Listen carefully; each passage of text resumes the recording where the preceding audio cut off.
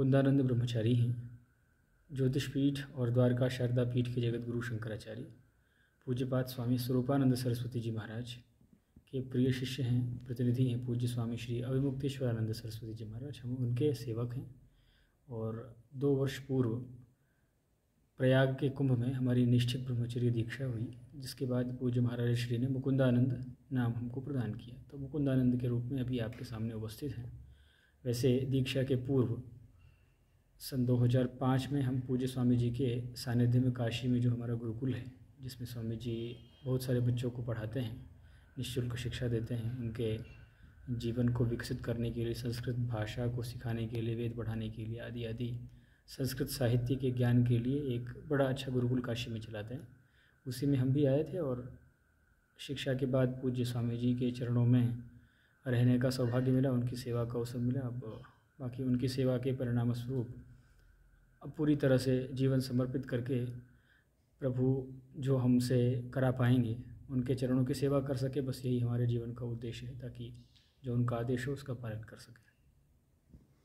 स्वामी जी, आप उम्र के जिस पड़ाव में मैं अनुभव कर पा रहा हूँ कि शायद सबसे प्रखरतम सन्यासियों में से एक हैं, और कहीं न कहीं युवा वर्ग में धर्म को लेकर के आज जिस तरीके की अवधारणाएं, जीवन पद्धति में जिस तरीके की परिवर्तन देखने को मिल रहे हैं, उसके विषय में आप क्या कहना चाहेंगे? देखिए, जहाँ तक युवा वर्ग को क्या बताया जाए इस पर विचार करते हैं हम लोग, तो ये कहा जाता है कि किसी भी समाज को व्यवस्थित यदि चलाना हो, किसी भी समाज को, तो जो युवा वर्ग है वो जिस राह पे चलता है, कहते हैं कि जिस तरफ जवानी चलती है जमाना उसके पीछे पीछे चलता है। जवानी मतलब युवा अवस्था। अपने यहाँ संस्कृत साहित्य में कहा गया है कि जो अशक्त है, जो निर्बल है, वो आत्मा को प्राप्त नहीं कर सकता। मतलब आत्मा की प्राप्ति के लिए भी अवस्था महत्वपूर्ण है, शक्ति होना चाहिए शरीर में। इसके शरीर में शक्ति नहीं, वो तो भगवान को भी प्राप्त नहीं कर सकता है। तो शक्ति कब होती है? युवा अवस्था में होती है। तो युवक इस समय जो हमारे देश की स्थिति है, उसमें हमारे जो युवक हैं वो जिस मार्ग पर जा रहे हैं, जिस तेज़ी से, वो ऐसा मार्ग है जिसमें कुछ भी पता नहीं कि कहाँ जा रहे हैं। जैसे आंख बंद करके कोई चले और चलते चलते उसको कुछ पता ना हो कि हमको किधर लेके जाया जा रहा है, हमारा लक्ष्य क्या है, हम आगे पहुँचेंगे तो क्या हो जाएगा, कुछ भी पता नहीं है, बस चलते चले जा रहे हैं। ऐसा अंधानुकरण का समय इस समय हो गया है। पूरे विश्व में तो है ही, भारत देश में भी जो पाश्चात्य संस्कृति को मानने वाले लोग हैं, उसी का अनुकरण हमारे बीच में रहने वाले लोग भी कर रहे हैं। तो ऐसे समय में जो धार्मिक जीवन जीने वाले लोग हैं, जो शंकराचार्य पीठ से संबंधित आचार्य हैं, जो शंकराचार्य पीठ से संबंधित सन्यासी हैं, ब्रह्मचारी हैं, हम लोग हैं, सब लोग, हम सभी लोगों के जीवन का ये एक महत्वपूर्ण दायित्व हो जाता है इस समय कि जो हमारे भाई हैं, जो हमारे सम अवस्था वाले हैं, जो युवक हैं, जिनके अंदर संभावनाएं हैं, जो आगे चल के देश को मार्गदर्शन देंगे, अपने अपने योग्यता के आधार पर नेतृत्व करेंगे, राजनीति में जाएंगे तो नेतृत्व करेंगे, अधिकारी बनेंगे तो नेतृत्व करेंगे, बहुत सारी संभावनाएं उनके साथ हैं। बस एक चीज़ से वो वंचित रह जा रहे हैं, किसी कारण से वो धर्माचरण से वंचित रह जा रहे हैं, क्योंकि उनको धार्मिक शिक्षा नहीं मिल पाई, जिसके कारण वो धर्माचरण से पूरी तरह से वंचित रह जा रहे हैं। तो हम तो बस यही जो हमारे इस संदेश को, जो हमारी इस भावना को जो भी सुन रहे हों, उन सबसे हम यही अनुरोध करना चाहेंगे कि आप जिस अवस्था में हों, जिस कार्य में आप लगे हों, आप लगे रहिए। हम उससे आपको विचलित करने के लिए कोई बात नहीं कह रहे हैं। हम केवल ये कह रहे हैं कि आप जहाँ हों उसी स्थान से रह करके अपने आप को धर्म से जोड़े रखिए। धर्म से जोड़े रहने का तरीका ये है कि सबसे पहली शुरुआत प्रातःकाल से होती है। तो प्रातःकाल, अब आज का प्रातः एक उदाहरण है कि पूज्य महाराज श्री कलकत्ता में एक किसी महाराज जी के भक्त के घर गए थे। तो एक छोटा सा बच्चा खेलते खेलते उनके सामने पहुंचा। तो महाराज जी ने ऐसे सहज में उनसे पूछा उस बच्चे से कि बेटा तुमने सूर्योदय देखा? तो बच्चे ने बड़े हंसते हुए कहा जी महाराज जी देखा। तो पूछा महाराज जी ने कहाँ देखा बेटा? तो बताया कि महाराज जी मैंने टीवी में देखा। तो ये वस्तु स्थिति हो गई इस समय देश की कि हम प्रातःकाल नहीं देख पा रहे हैं। हम रात में 3 बजे सोते हैं, सुबह 10 बजे सो के उठते हैं। तो हमको यदि शुरुआत कहीं से करनी है, कहीं से शुरुआत करनी है, यदि हम चाहें कि हम धार्मिक बनना चाहते हैं, तो पहली शुरुआत यही करनी होगी कि हम समय से सोएं, समय से उठें। भक्ष्याभक्ष का विचार करें कि क्या खाएं क्या ना खाएं। शाकाहार मांसाहार भोजन के मामले में तो इतना अधिक विस्तार हो गया है कि कहना असंभव है, लेकिन कहीं से यदि शुरुआत करनी है तो हम प्रातःकाल से करें। प्रातःकाल सूर्योदय के पहले स्नान संध्या कर लें, जो भी हमारे नित्य कर्म हमारे लिए निर्धारित हैं वो कर लें। यम नियम आसन प्राणायाम प्रत्याहार धारणा ध्यान समाधि, ये जो योग हैं इसको अपने जीवन में उतारने की कोशिश करें। जब इतना हम करने लग जाएंगे फिर धर्मशास्त्र के प्रति गुरुओं के प्रति हमारी श्रद्धा बढ़ेगी और उनके संपर्क में रहने से निश्चित रूप से हम और बहुत सारी चीज़ें सीखना चाहेंगे। तो आवश्यकता है शुरुआत करने की। आप इस बात से हताश और निराश ना हो कि हम कुछ नहीं कर पाए या हम कुछ नहीं कर पा रहे हैं, ऐसा नहीं है। आप आज से ही ये विचार कर लीजिए कि हाँ हम बहुत कुछ कर सकते हैं संस्कृत के लिए। अपने आप को यदि आपने सुधार लिया, अपने आप को यदि आपने धार्मिक बना लिया, तो आप समझ लीजिए कि सबसे बड़े उपकारी हैं आप सनातन धर्म के। स्वयं धार्मिक होने से या धर्माचरण के रास्ते पे चलने से आपका क्या तात्पर्य? देखिए, ऐसा है कि जो धर्म है, धर्म शब्द बहुत व्यापक शब्द है। महर्षि मनु जो हमारे सबसे आदि पुरुष हैं, जिनकी संतानें होने के कारण हम मनुष्य हैं, मनु की संतान है इसलिए हम मनुष्य हैं। तो मनु महाराज ने अपनी स्मृति में जो उन्होंने संविधान बनाया जिसको मनुस्मृति कहते हैं, उसमें उन्होंने धर्म के लक्षण बताए। धर्म के लक्षण उन्होंने बताए, धृति क्षमा दमोस्तेयम शौचमिंद्रिय निग्रह धीर विद्या सत्यम अक्रोधो दशकम धर्म लक्षणम। दश के धर्म के 10 लक्षण हैं। जहाँ पे ये 10 लक्षण दिखाई पड़ेंगे मान लेना चाहिए कि ये धार्मिक है अथवा धर्म को जानना चाहता है, धर्म को उतारना चाहता है। सबसे पहला लक्षण है धैर्य, क्षमा, अस्तेय, अंदर की पवित्रता बाहर की पवित्रता, दया, करुणा, ये सब धर्म के लक्षण हैं। धर्म का मतलब हम ये समझते हैं, धार्मिक होने का मतलब कि आपके अंदर इस तरह की भावनाएं होनी चाहिए। आपसे किसी को कोई कष्ट पहुँचे ऐसी भावना आपके मन में नहीं होनी चाहिए। व्यास जी महाराज ने 18 पुराण बनाए और 18 पुराण बना करके पूछा किसी ने कि महाराज 18 पुराण तो आपने इतना विस्तार बना दिया, अब इसका तात्पर्य आप कहना क्या चाहते हैं? तो व्यास जी ने एक श्लोक में कहा कि 18 पुराणेषु व्यासस्य वचनद्वयम्। 18 पुराण में मैं व्यास केवल 2 बात कहना चाहता हूँ, परोपकारः पुण्याय और पापाय परपीडनम। दूसरे के प्रति उपकार की भावना रखना ये तो पुण्य है और दूसरे को पीड़ा पहुंचाना ये पाप है। तो यही मूल मंत्र यदि कोई समझ ले कि दूसरे को हम पीड़ा नहीं पहुंचाएंगे, परोपकार की भावना रखेंगे, तो यही धार्मिक मनु को लेकर के इस देश में आप भी जानते हैं कि काफ़ी लोग कहते हैं कि उन्होंने जाति व्यवस्था को लेकर के जो चीज़ें कहीं उसके कारण काफ़ी रिप्रेशन का दौर रहा। असल में मनु महाराज के विषय में जो भी निंदा करते हैं या उनकी जो उनके मनुस्मृति को जलाने का काम करते हैं, हम तो बस यही समझते हैं कि वो असल में मनु भगवान को समझ ही नहीं पाए, उनको पढ़ा ही नहीं उन्होंने। देखिए, जो समतावादी विचार के लोग हैं आजकल कहते हैं कि हम समाजवादी हैं, हम मार्क्सवादी हैं, दुनिया पता नहीं बहुत सारे वाद के लोग हैं जो कहते हैं कि जो सबसे निम्न वर्ग का है उसके पास सारा संसाधन पहुंचना चाहिए, यही उनका कहना है। तो ये विचार किसका है? ये किसी और का विचार नहीं, ये मनु महाराज का विचार है। मनु महाराज ने मनुस्मृति में कहा कि जिसके पास, जैसे हम हैं, हमारे पास उतनी ही संपत्ति होनी चाहिए जिससे हमारा भरण पोषण हो जाए। हमारे पास यदि उससे अधिक संपत्ति है तो हम मनुस्मृति के अनुसार हम चोर हैं और सस्तेनो दंडमर्हति। तो ये इस तरह का संविधान ये मनु भगवान ने बताया। ये मनु भगवान ने यदि ना बताया होता तो समाज में जो आज की स्थिति, आज मनुस्मृति को नहीं माना जा रहा है इसीलिए किसी के पास बहुत अधिक संपत्ति है और किसी के पास खाने को भी नहीं है। मनुस्मृति जब तक लागू था इस देश में तब तक ये समस्या नहीं थी देश में, तब तक सबके पास, क्योंकि वो अधिक रखता ही नहीं था अपने पास। जैसे ही उसके पास अधिक होता था वो ऐसे उपकरण, हमारे यहाँ ऐसी व्यवस्थाएं बनाई गई थी जिसके माध्यम से अपने धन को समाज में बांट दिया जाता था। कोई संपत्ति से केवल संपत्ति वाला राजा होता था क्योंकि उसको राज्य करना होता था। सामान्य जितने भी हमारे देश की प्रजा थी सबके पास एक जैसी संपत्ति होती थी। क्यों? क्योंकि मनुस्मृति के कानून को वो मानते थे। आपने एक बात सुन लिया और उसका भी आपने सही अर्थ नहीं लगाया। ऐसा है कि जहाँ तक लोग कहते हैं ना कि मनु महाराज ने जाति पाति कर दी, जाति व्यवस्था कर दी, तो आप जाति व्यवस्था नहीं करते हैं क्या? आप भी तो वही वर्गीकरण करते हैं। आप ये बताइए कि आप वर्गीकरण यदि नहीं करते तो आप व्यवस्था नहीं चला पाएंगे। वर्गीकरण आप करते हैं, डीएम के ऑफिस में एक डीएम होता है, एक पियून होता है, एक चपरासी होता है, क्या ज़रूरत है? चपरासी को डीएम बना दो, डीएम को चपरासी बना दो।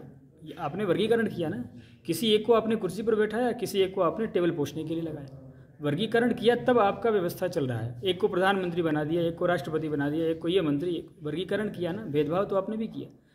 कोई भी व्यवस्था चलाने के लिए जब तक आप वर्गीकरण नहीं करेंगे तब तक व्यवस्था चल ही नहीं सकती है। और वर्गीकरण का आधार क्या? वर्गीकरण का आधार हमारे यहाँ जो प्राच्य आधार है वो भगवान श्री कृष्ण ने गीता में कहा कि गुण और कर्म के आधार पर उन्होंने वर्गीकरण किया। लेकिन यही तो कमी हो गई कि लोग जन्म के आधार पे उसे करने लगे। नहीं, ऐसा है ना कि जन्मना और कर्मणा दोनों ही आवश्यक है, केवल जन्म से नहीं होता है। जन्मना भी होना चाहिए और जन्मना के साथ साथ कर्मणा भी होना चाहिए। जो जैसे हम ब्राह्मण हैं और केवल हम ब्राह्मण जन्म के हैं और हमारे कर्म ब्राह्मणेतर हैं, जो कि हम भी शराब पी रहे हैं, हम भी मांस खा रहे हैं, हम भी जो धर्मशास्त्र ने हमारे लिए आदेश किया उससे बिलग जा रहे हैं यदि, तो हम निश्चित रूप से धर्मशास्त्र की दृष्टि में हम पाप के भागी हैं। तो धर्मशास्त्र ने तो इस बात को कहा है ना, धर्मशास्त्र की क्या गलती है? मनु महाराज की क्या गलती है इसमें? ये तो समझने वालों की गलती है, जो उनकी बात को सही समाज में बता नहीं पा रहे हैं, उनकी गलती है। मनु महाराज ने तो जैसे तटस्थ न्यायाधीश ऐसा होता है कि वो ये नहीं देखता कि सामने हमारा बेटा है या हमारे रिश्तेदार हैं। न्यायाधीश जो न्याय की बात है उसको कहता है। धर्मशास्त्रों की जब हम बात करते हैं तो समय समय पर हमारे यहाँ शंकराचार्य जी की भी परंपरा रही, उससे पहले भी कई सारी परंपरा रही हैं, उसका एक रिवीजन कहिए कि समय समय पर होता रहा है। वर्तमान समय में इस तरीके का कोई गंभीर प्रयास की ज़रूरत है? ये नहीं, ऐसा है ना कि कभी भी धर्मशास्त्र के जो मूल शब्द हैं, मूल चीज़ जो कह दी गई है उसको कभी नहीं बदला गया। व्याख्या जरूर अलग अलग समय में अलग अलग समय के अनुसार व्याख्या की गई। तो कोई ऐसी चीज़ जिस पे समाज को लगता है कि नहीं ये आज के समय के अनुसार पुरानी बात है, आज के समय में इसको लागू नहीं किया जा सकता, किसी के मन में यदि किसी शब्द विशेष को लेकर के ये भावना आती है तो उसका समाधान हमारे आचार्यगण करते ही हैं और उसको समझाते हैं। समझाने से व्यक्ति समझ जाता है। समस्या तो तब होती है ना कि कहते हैं ना कि एक शेर है कि बात मिलने की न थी पर आके जब वो मिल गए सारे शिकवे मिट गए, सारा गिला जाता रहा। समस्या ये है ना कि मिलने तक समस्या है। कोई पूछे तब तो बताएं, हम कोई पूछना ही नहीं चाहता, बस नहीं हम लड़ेंगे, हम जलाएंगे। तुम जला करके किसी बात को समाप्त नहीं कर सकते हो। मनुस्मृति को जला करके मनु महाराज ने जो कह दिया उसको समाप्त कर पाओगे क्या? कभी नहीं कर सकते। मनुस्मृति को जला करके आप अपना एक फ्रंट नया बना सकते हैं, खुद चिल्ला सकते हैं, आपको एक शब्द मिल सकता है जिसके कारण आप कुछ लोगों को इकट्ठा करके उनके बीच का नेता बन जाए। उससे अधिक कुछ नहीं कर सकते आप। मनुस्मृति की जो प्रतिष्ठा समाज में थी, यदि वही प्रतिष्ठा फिर से समाज मनुस्मृति को देता है तो समाज का ही उत्थान होने वाला है। मनुस्मृति का तो उत्थान है ही। मनुस्मृति मनु महाराज का कल्याण आज के लोग करने वाले नहीं, मनुस्मृति की कृपा से, मनु महाराज की कृपा से हमारा कल्याण होगा। बस ये है कि मनुस्मृति को जिस प्रकार का सम्मान पहले कभी मिला था उस तरह का सम्मान मिलना चाहिए।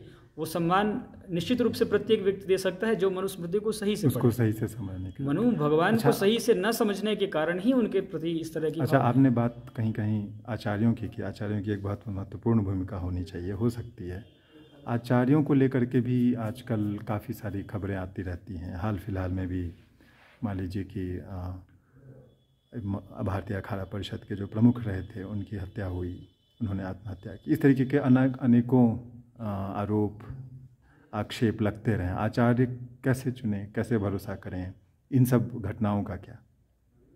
अब देखिए, जहाँ तक आचार्य के चयन का प्रश्न है तो अपने यहाँ तो ये कई बार इस बात को कहा गया है कि गुरु का विचार बहुत ही पानी पियो छान के, गुरु करो जान के। किसी को भी देख करके एक बार में उसके ऊपर विश्वास नहीं किया जाता है गुरु के मामले में। ऐसे यदि विश्वास कोई कर लेता है तो बाद में धोखे खाने की संभावना बहुत रहती है।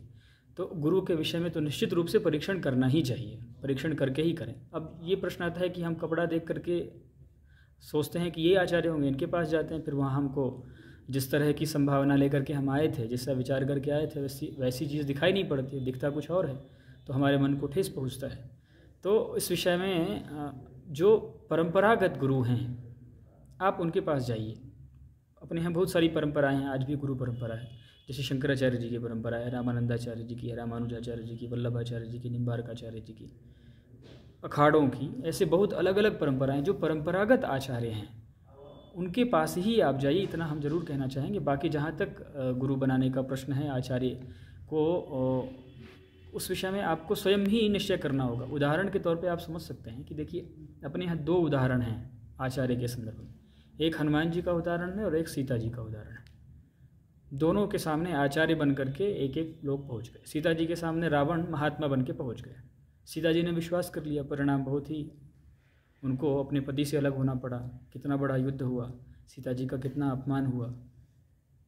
परिणाम शुरुआत कहाँ से हुई? जब उन्होंने वेशधारी जो आया था उसके ऊपर उनके वेश पर तत्काल विश्वास कर लिया।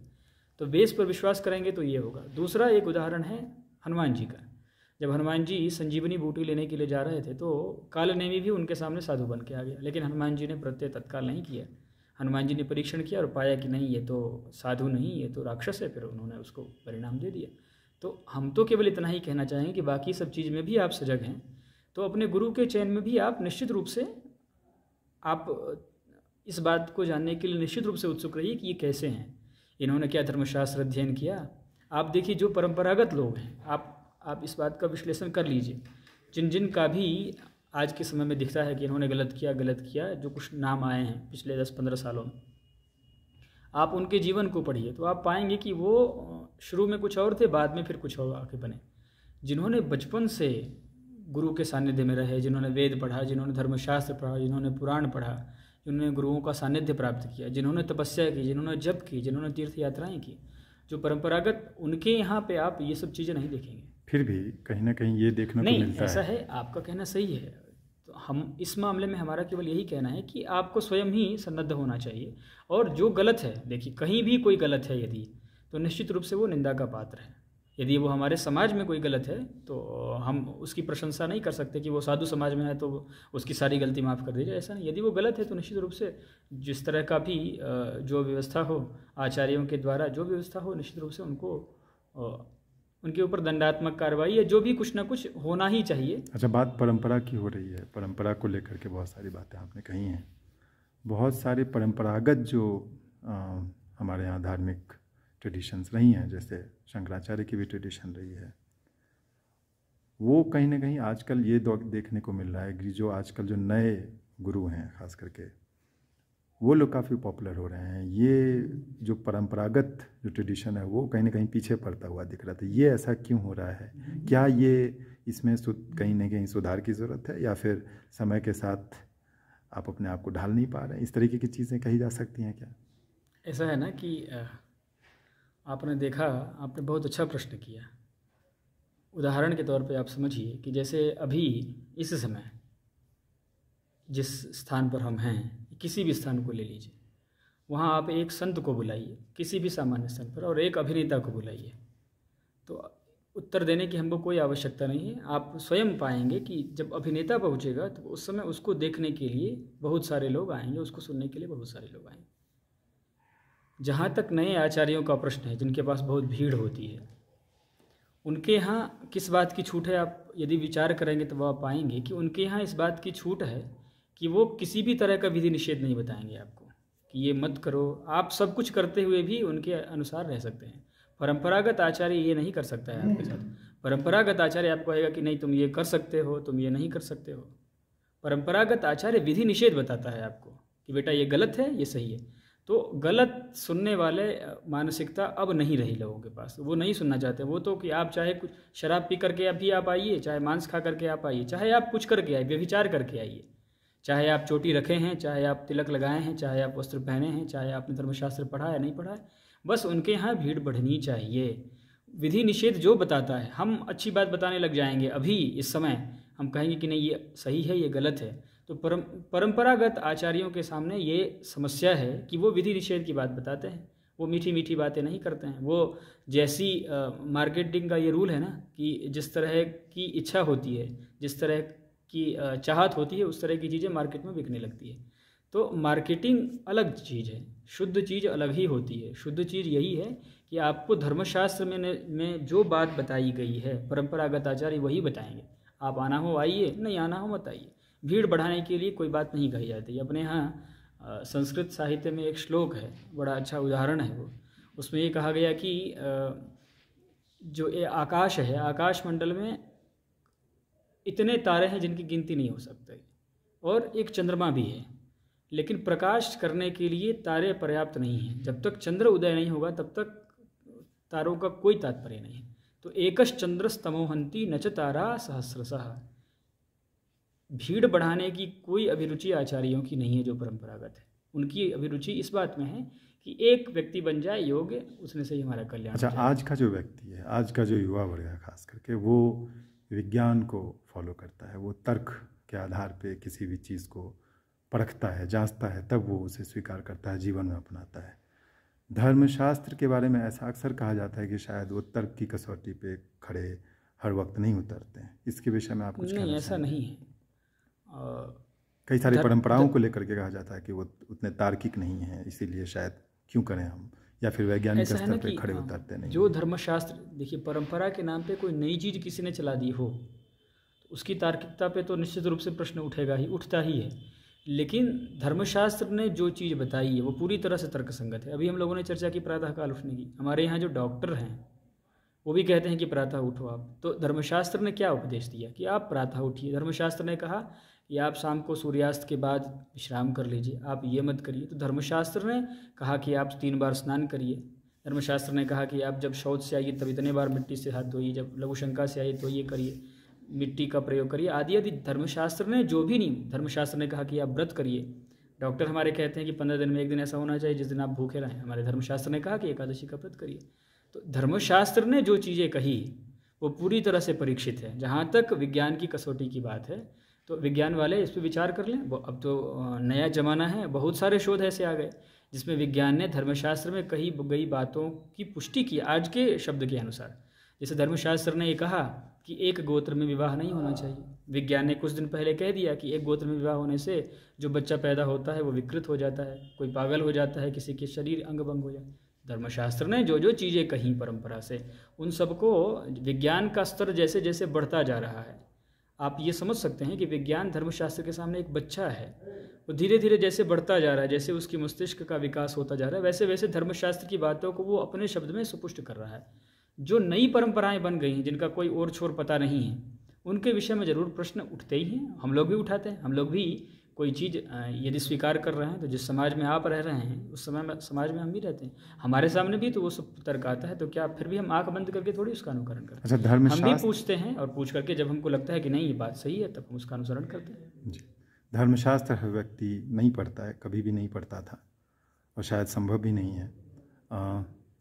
ऐसे स्थिति में वो उसके लिए धर्म क्या होगा और धर्म क्या होना चाहिए? उसके ऐसी स्थिति में उसके लिए धर्म यही है कि वो किसी सच्चे गुरु के मार्गदर्शन में रहे, क्योंकि हम सब कुछ नहीं पढ़ सकते। कई लोग बोलेंगे हम नास्तिक हैं, कहीं हम किसी गुरु को नहीं फॉलो करना चाहते। ठीक है भाई, वो जो नास्तिक है उसके लिए हमारी कोई बात है ही नहीं।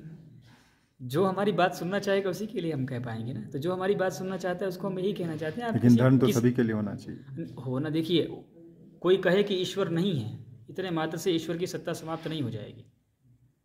किसी के कहने से कुछ नहीं होने वाला है। उसके मन की संतुष्टि कुछ देर के लिए हो जाएगी, भाई हमने ऐसा कह दिया। महर्षि दयानंद जो आर्य समाज के प्रवर्तक हुए, उन्होंने कह दिया कि ईश्वर नहीं है मूर्ति में, कह करके वो चले गए। उनके जो आज के मानने वाले हैं वो किसी मूर्ति को, किसी ग्रंथ को नहीं मानते हैं, लेकिन सत्यार्थ प्रकाश को और स्वामी दयानंद को मानते हैं। भाई जब मूर्ति नहीं है तो दयानंद जी की मूर्ति को क्यों मानते हो? दयानंद जी की मूर्ति को तो मान रहे हो ना। तो केवल कहने की है, आप मत मानिए, नहीं मानना हो आपको तो। जो मानने वाले हैं उन्हीं के लिए हमारी बात है। और उनके लिए बात यह है कि आपको यदि किसी का मार्गदर्शन प्राप्त करना है, धर्मशास्त्र के चीज़ आपके जीवन में को कैसे आगे बढ़ा सकते हैं उसको समझने के लिए, क्योंकि ये इंटरव्यू में किसी बात को स्पष्ट नहीं कही जा सकती, कितना विस्तार करेंगे हम। तो हम इतना ही बस कहना चाहते हैं कि किसी सच्चे गुरु का मार्गदर्शन जरूर प्राप्त करिए। गुरु ही आपको जो जो आपके मन का प्रश्न है, जो जो आपके मन की शंका है उसका समाधान करेंगे। जो आपको पूछना होगा उसको वही बता पाएंगे।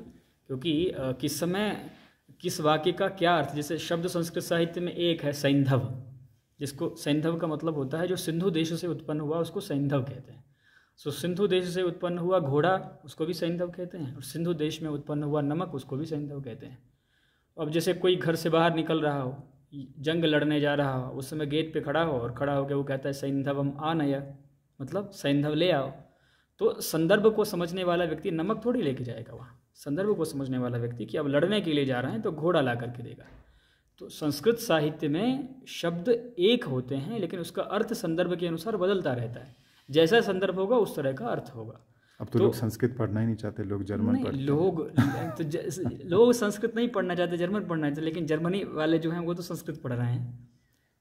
दुनिया तो ऐसी है ना, हम और आप उनका अनुगमन कर रहे हैं, जर्मन वालों का, और जर्मन वाले संस्कृत का अनुगमन कर रहे हैं। अच्छा, समाज की जो भूमिका है वो एक बहुत ही महत्वपूर्ण भूमिका है। वो मानव का निर्माण करता है, बहुत सारी चीज़ें हैं, आर्थिक, सामाजिक, राजनीतिक, सब पक्ष उससे जुड़ा हुआ है। समाज कैसे चले, उसमें व्यक्ति की क्या भूमिका हो और उसमें धर्म किस तरीके से आवे, इसके विषय में आप क्या कहेंगे? क्योंकि कहीं न कहीं दैनिक जीवन में हर चौक चौराहे पे हमारे यहाँ मंदिर हैं। कभी कभार ये भी देखने को मिलता है कि मंदिरों का कुछ और ही उपयोग होने लगता है। ये सारी चीज़ें भी हैं। इसमें भी धर्म कहीं न कहीं बहुत घालमेल चलता रहता है। उसी बीच में लोगों को, समाज को भी सुधारना है, समाज को बेहतर बनाना है, लेकिन ये दिशा कहीं न कहीं भटकती हुई दिखती है। ऐसा है ना कि पहले भी अपन लोगों ने चर्चा की, अभी फिर हम यही कहना चाहते हैं कि समाज में जो भी व्यक्ति है, सबके लिए, जिसको पता नहीं कि कहाँ चलना है, उसके लिए तो ऐसी स्थिति है कि कुछ जानकारी नहीं है। लेकिन ऐसा नहीं है, प्राच्य समाज ऐसा नहीं था। समाज ये है कि प्रत्येक व्यक्ति के कार्य निर्धारित हैं। यदि हम व्यक्ति के स्तर पर हैं, हम जैसे ब्रह्मचारी हैं, इस समय यहाँ पूजा कर रहे हैं, तो हमारे लिए कार्य निर्धारित महाराज जी ने कर रखा है कि पूजा करना है, इतने बजे उठना है, इतने बजे इनसे मिलना है, ये बात करनी है, ये करना है, हमारे लिए निर्धारण है। उसी प्रकार प्रत्येक व्यक्ति का कार्य निर्धारण है। समस्या कहाँ होती है कि हमारे लिए जो कार्य निर्धारण कर दिया गया है, हम उसको करना नहीं चाहते हैं, उसको हम नहीं करते हैं, इसीलिए सामाजिक व्यवस्था जो है वो विकृत होने लगती है।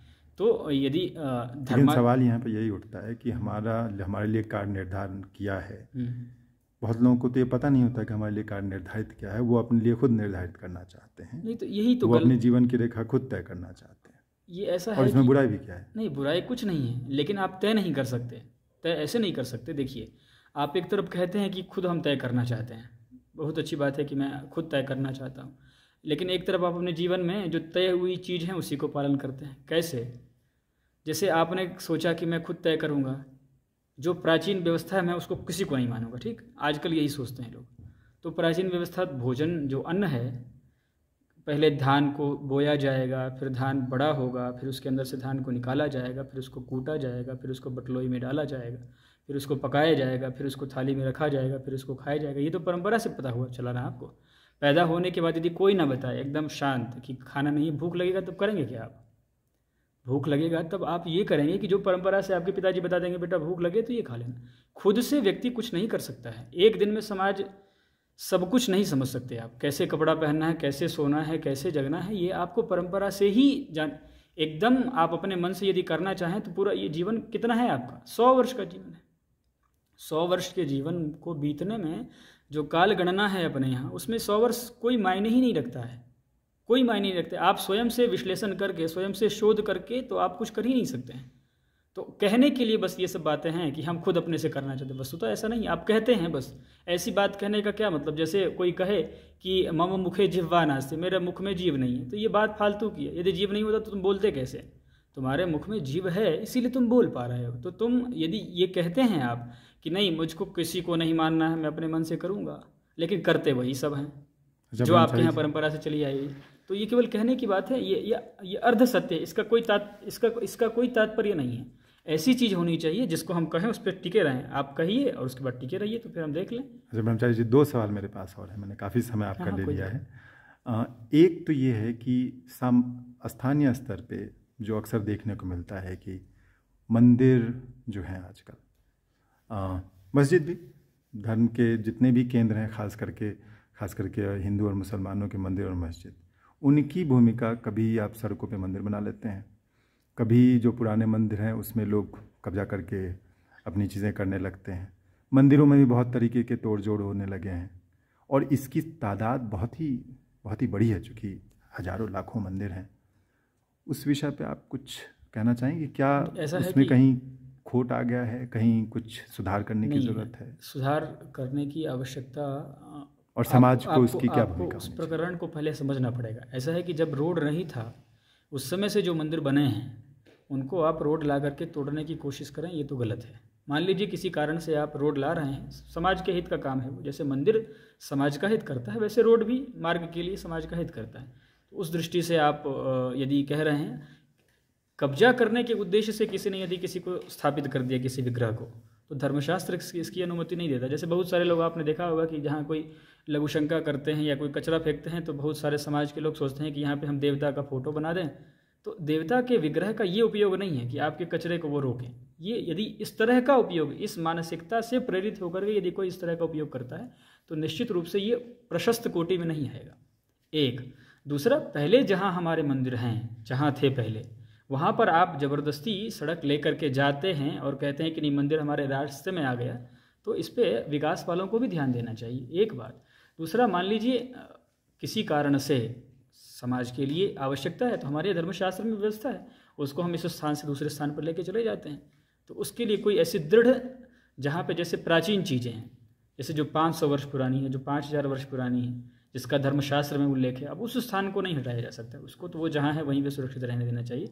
बाकी जो स्थान इधर उधर किए जा सकते हैं, धर्मशास्त्र ने उसकी परमिशन दी है। कलाहरण करके विग्रह को पहले कहीं और ले जाया जाता है, फिर मंदिर कहीं और लेके जाया जाता है।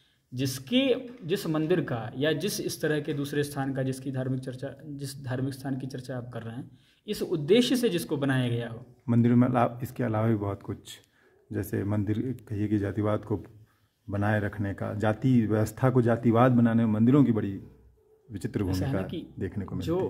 देखिए आज के समय में इस बात को कहना तो थोड़ा कठिन है, लेकिन शुरुआत हम लोगों की इसी बात से हुई थी कि किसी को किसी जाति के कारण कोई निंदा का नहीं है हमारे समाज में। धर्मशास्त्र कभी किसी को निंदनीय इसलिए नहीं कहता कि तुम अमुक जाति के हो तो तुम निंदनीय। धर्मशास्त्र का ये वाक्य नहीं है। धर्मशास्त्र का वाक्य ये है कि प्रत्येक व्यक्ति सम्मानित है, जो जहाँ है वहाँ पे वो सम्मानित। यदि जातिवाद के कारण, जातिवाद का आलंबन लेकर के कोई किसी को अपमानित करता है यदि किसी स्थान से, तो वो गलत है। जहाँ तक वर्गीकरण का विषय है तो इस विषय में हम लोग एकदम स्पष्ट हैं कि वर्गीकरण होना चाहिए। वर्ण व्यवस्था जो भी धर्मशास्त्र ने बनाई है वो पूरी तरह से सुपरीक्षित है। वर्ण व्यवस्था बची रहनी चाहिए। जब तक वर्ण व्यवस्था बची है तब तक आप और हम बचे हैं, क्योंकि वर्ण व्यवस्था समाप्त हो जाएगी तो हम और आप भी समाप्त हो जाएंगे। व्यवस्था कोई ना कोई बची रहेगी, व्यवस्था रहनी चाहिए। वर्गीकरण, वर्ण व्यवस्था माने वर्गीकरण। वर्गीकरण आवश्यक है किसी भी समाज को चलाने के लिए। यदि आपको समाज चला के रखना है तो वर्गीकरण करना ही पड़ेगा। आप प्राचीन वर्गीकरण को नहीं मान के नया वर्गीकरण कर ही लेते हैं, जिसकी चर्चा हम लोगों ने की। तो वर्गीकरण तो करना ही होगा। तो जो प्राचीन व्यवस्था है, जो लाखों वर्ष से चली आया है, जो वर्गीकरण चला आया है, उसको मानिए, क्या दिक्कत है। एक सवाल अंतिम और है मेरा कि राजनीति और धर्म का जो फेट फाट है, खास करके कभी धर्म आगे बढ़ता हुआ दिखता है, कभी राजनीति आगे बढ़ते हुए दिखती है। और वर्तमान समय में अगर देखें तो पहले ये शायद कहना होगा कि पहले बीजेपी के नेता जो है वो धर्म को लेकर के उन पे आरोप लगता था। आजकल विपक्ष के नेता भी धर्म का चोंगा ओढ़ करके बहुत कुछ करने के लगे। क्या ये धर्म की कमज़ोरी हो रही है, धर्म का ह्रास हो रहा है, या राजनीति कहीं न कहीं दुरुपयोग हो रहा है? क्या रहा है? नहीं, इसमें खराबी क्या है? यदि कोई धर्म का आलम्बन लेता है तो खराबी क्या है? हम जिस धर्म को मानने वाले हैं, हम उस धर्म का उपयोग कर रहे हैं, हम उस धर्म का आचरण कर रहे हैं, मंदिर में जा रहे हैं हम। समस्या कहाँ है? देखिए, रावण तब तक अच्छा था जब तक वो वस्त्र वेश धारण करके जप कर रहा था, तब तक अच्छा था। लेकिन वेश धारण रावण ने साधु का किया, और उस समय जब उसने अपहरण किया सीता माता का, तब वो गलत हो गया। तो यदि कोई धर्म का आलम्बन लेकर के ज़िंदगी को सुधारना चाहता है, कुछ अच्छा करना चाहता है, तब तक तो वो प्रशंसनीय है। लेकिन धर्म को लेकर के कुछ, धर्म का केवल आडंबर करके कुछ गलत करना चाहता है तो निश्चित रूप से गलत है। जहाँ तक धर्माचरण, धर्म और राजनीति का प्रसंग है, धर्म और राजनीति अलग अलग वस्तु नहीं है। धर्म के चरणों में राजनीति आज से नहीं है, जब से ये सृष्टि बनी है तब से धार्मिकों के चरणों में राजनेताओं को आना ही पड़ता है। अपने यहाँ ये व्यवस्था रही, राम राजा और वशिष्ठ धार्मिक गुरु। तो राम जी के दरबार में भी, राम जी तो चक्रवर्ती सम्राट थे। आज के प्रधानमंत्री और मुख्यमंत्री और विधायक की तो उनके क्षेत्रफल का तो कुछ नगण्य है। राम तो चक्रवर्ती सम्राट थे, जितनी भी वसुधा है सबके राजा थे, लेकिन वो राम भी गुरु के चरणों में जाते थे। तो यदि कोई धार्मिक आलम्बन लेता है, गुरु के चरणों में जाता है और धर्म की बात कहता है, तो उसमें खराबी नहीं है, ये तो अच्छी बात है। इसमें खराबी क्या है? बस मुंह में राम बगल में छुरी वाली जो स्थिति है, माने दिखाने के लिए केवल यदि धर्म है, उसका यदि उस धर्म को दिखा करके आप यदि किसी के साथ अन्याय और अत्याचार कर रहे हैं, केवल ज़बरदस्ती कर रहे हैं, तो वो गलत है। वैसे आपके जीवन में धर्म होना ही चाहिए, धर्म का तो महत्वपूर्ण स्थान है, ये करा भी गया। स्वामी जी, आपने इतना समय दिया, इसके लिए आपका बहुत बहुत धन्यवाद। आपका भी बहुत बहुत धन्यवाद, आपने बात की। नमस्कार।